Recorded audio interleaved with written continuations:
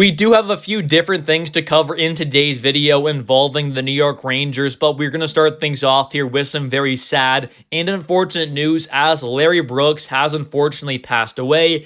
He, of course, is a longtime New York Rangers writer who did a great job covering the team with the New York Post. He was with them for a very, very long time, has done a great job covering and talking about this Rangers team. So this is just a very sad and awful thing to hear, of course. So my thoughts and prayers are, of course, going out to his family and friends. But the New York Rangers did have a statement that came out, and they went on to say, the entire Rangers organization mourns the loss of Larry Brooks, a titan in hockey journalism for nearly 5 decades.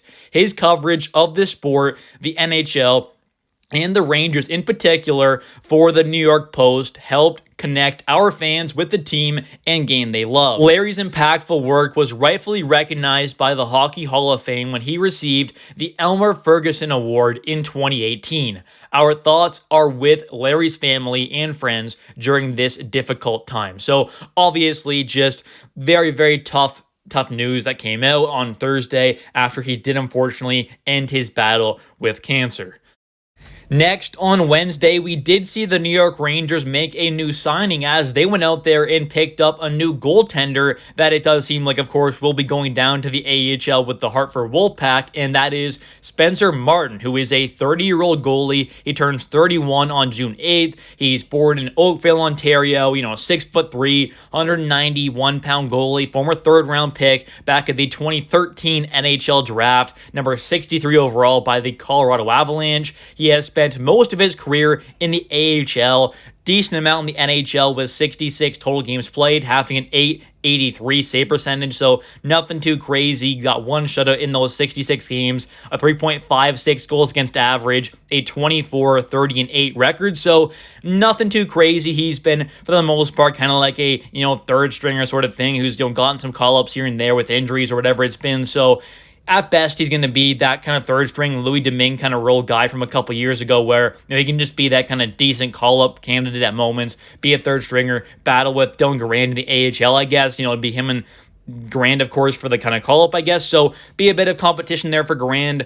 Obviously, this isn't going to be some crazy kind of move. That doesn't mean a whole lot. He's just a third-string goalie at best, or more than likely maybe a fourth-string guy behind Dylan. We'll see how that kind of plays out, but all in all, not too big a news here, nothing too crazy, but the Rangers did add in a bit of organizational depth in net, and this player is coming over from the KHL as he ended up losing, I believe, the starting job to a New York Islanders goalie prospect that was taken in the 2024 draft, who's been having some phenomenal numbers over there with the same team, CSKA Moscow, so over there this season, he did have, before leaving them, of course, 14 games played, a 2.69 goals against average, and a 905 save percentage, which isn't too bad at all. The KHL is a very, very good league, so all in all, those are some decent numbers, but he did end up losing that starting job, like I said, to an Islanders prospect, which is pretty interesting. And next up here, we're going to take a look and kind of talk a bit about that Tampa Bay Lightning game where the Rangers got a big 7-3 win over, yes, a pretty banged up and injured Tampa Bay Lightning team, but we have now seen Panarin over the last 4 games since shaving his head and becoming bald, having 9 points in those 4 games. He got 4 assists against the Lightning. He got 2 goals against the Predators. He had nothing against the Islanders in that 5-0 loss at home, of course, but then he did get 3 points in that 4-1 win against the Red Wings. So I don't know what it is with him, but it just truly does seem like, and it's pretty much factual at this point, that when he's bald, he almost just seems like a completely different and better player. I don't know why, but since he shaved his head, he's been on an absolute tear, of course, to begin this season. He got off to a pretty rocky and kind of slow start there, but obviously has now shaved his head and has played 4 games since doing so and has put up some pretty great numbers. So I don't know why that kind of changes for him, but he just becomes a better player once it happens. So good for him. He's kind of figured things out there. He's back on track. And of course, in a contract year, he's going to be looking to have a monster kind of rest of the season here, I'm sure, as we are about a quarter of the way through the season now. Got about 60 or so games left for each team, so there's still a long ways to go, and he is definitely going to be someone that I'm sure will have a pretty good kind of run throughout the rest of this regular season, as he, of course, from reports that have come out, seems like a player that wants to get paid. So if he wants to get that big kind of contract there, another kind of big 3-year deal around a cap of like 11, 12 million, whatever it is, he's going to need to have a big year. And so far, since shaving his head, he has definitely kind of flipped things completely around, which is a good sign for this Rangers team. Also, a guy like Trocheck, I think, coming back has been a massive, massive help for this team. He's now got 2 games played since returning. He had 2 assists, I believe, in the first game there, and then, of course, got 2 goals in this game against the Lightning. So he's got 2 games back since returning and 2 goals and 2 assists for 4 points. Not bad at all. We also saw Will Cooley get a pair of goals just like Trocheck in this one, so I think he's obviously someone who, I talked about in that video a few days ago about how I kind of thought he was one of the more disappointing players on this Rangers team,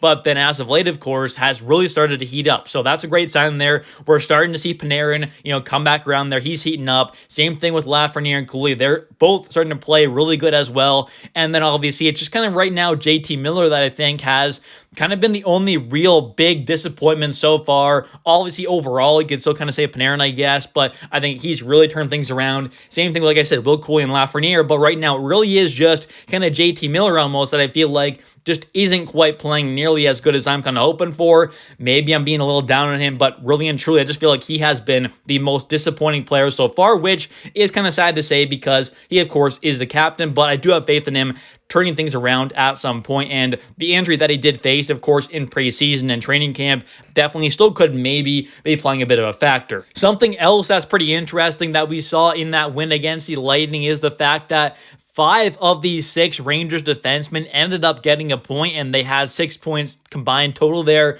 We saw Borgen get a goal, of course, then Gavrikov, Soucy, and Vakanainen all get an assist each, with Foxy also having a pair of assists there. So Schneider was the only Rangers defenseman to not get a single point in this 7-3 win over the Lightning. I think we're seeing this defense core play some really good hockey. I think Igor's been a little shakier as of late. He's definitely not playing like his kind of best self there, like he even was playing earlier on this season. So I think that's where you hope he can kind of get back on track there. But this team offensively is slowly starting to kind of come around here. And I know it was against a banged up Tampa team, but still a good sign there. You go up there, you have your defense core. I think for the most part, this entire season has really been playing some great defensive hockey. I mean, Borgen has been phenomenal. Foxy and Gavrikov are looking like a true kind of top elite pair. You got Carson Soucy playing a great role on that second pair. Vakanainen, Robertson, Schneider, they've done a great job on that third pair. So I think overall this team is playing some really great defensive hockey. And honestly, if this offense can come around here, they absolutely should be able to make the playoffs if that is the case. Anyways, that's going to do it for today's video. If you have enjoyed, definitely don't forget to click that like and subscribe button for daily New York Rangers content, as I do post a video about the New York Rangers every single day. And also, definitely don't forget to comment down below your thoughts on today's video. Thanks for watching. I'll catch you in the next one, and let's go Rangers.